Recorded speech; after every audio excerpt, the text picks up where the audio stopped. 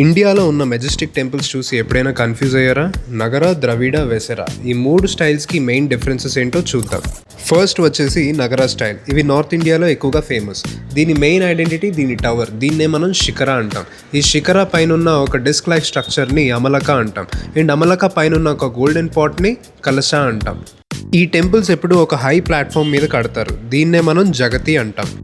ఇక సౌత్కి వస్తే మనది ద్రవిడ స్టైల్. ఇక్కడ టవర్ షేప్ ఒక జామెట్రిక్ స్టెప్ పిరమిడ్ లాగా ఉంటుంది. దీన్నే విమాన అంటారు. దీని టాప్లో డోమ్ లైక్ స్ట్రక్చర్ ఉంటుంది. దీన్నే స్తూపిక అంటారు. ద్రవిడ టెంపుల్స్లో ఎంట్రన్స్ చాలా గ్రాండ్గా ఉంటాయి. వాటినే గోపురమ్స్ అంటారు. టెంపుల్స్ చుట్టూ బౌండరీస్ని ప్రకార వాల్స్ అంటారు. మరి రెండింటిని కలిపితే అదే వెసరా స్టైల్. ఇది ఒక యూనిక్ హైబ్రిడ్ స్టైల్. దీని బేస్ స్క్వేర్గా కాకుండా ఒక స్టార్ షేప్లో ఉంటుంది. దీన్నే స్టెల్లార్ ప్లాన్ అంటారు.